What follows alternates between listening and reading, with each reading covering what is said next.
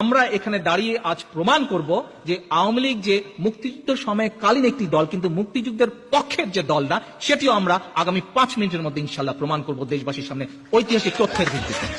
এটি নিয়ে কিন্তু কোনো কিছু বলতে পারেনি, প্রমাণ করতে পারেনি। আওয়ামী লীগের সাবেক পরিকল্পনা মন্ত্রী এ কে খন্দকার, যাকে আওয়ামী লীগ এখন কে খন্দকার বলে তাচ্ছিল্য করে, এ কে খন্দকার সাম্প্রতিককালে প্রকাশিত তার 71-এর ভিতরে বাইরে বইতে লেখেন, নেতৃবৃন্দ সবাই খেয়াল করে দয়া করে কথাগুলো, বিশেষ করে শব্দগুলো শুনবেন, কোনো পূর্ব প্রস্তুতি ছিল না। আরো লেখেন, শেখ মুজিব 7ই মার্চের ভাষণ শেষ করেছিলেন জয় পাকিস্তান বলে। নেতৃবৃন্দ, আওয়ামী লীগের একটি পোস্টার আপনাদেরকে আমি দেখিয়েছি, এবং এই যে খন্দকার সাহেবের কথাটি যে কত সঠিক এবং কত সত্য, সেই পোস্টার আজ তা প্রমাণ করে দেয়। প্রথম প্রকাশনী মুক্তিযুদ্ধের,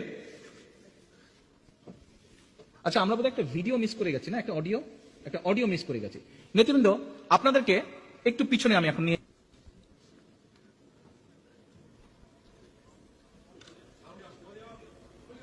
দেবে, একটু ধৈর্য ধরেন। নির্বাচনে অংশ নেয় পাকিস্তানের সংবিধান রচনার জন্য। নারায়ণগঞ্জ সহ সারা দেশে আওয়ামী লীগের নির্বাচনী বক্তব্য ও ম্যানিফেস্টো ছিল পাকিস্তানের জাতীয় সংহতির পক্ষে, পাকিস্তানের অখণ্ডতার পক্ষে। 70-এর নির্বাচনে আওয়ামী লীগের ম্যানিফেস্টো বা নির্বাচনী প্রচারণায় বাংলাদেশের স্বাধীনতা নিয়ে একটি শব্দ পর্যন্ত ছিল না।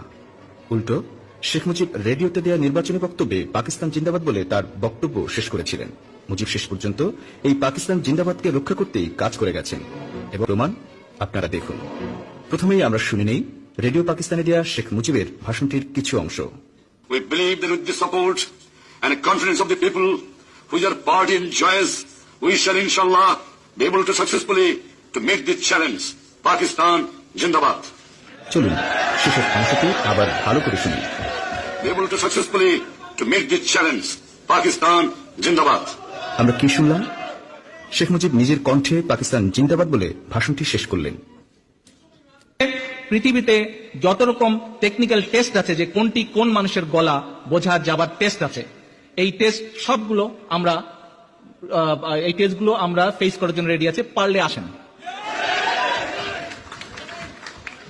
ওকে, এবার আমরা আসেন দেখি খন্দকার সাহেব আরো কি কি বলেছিলেন ওনার বইয়ে।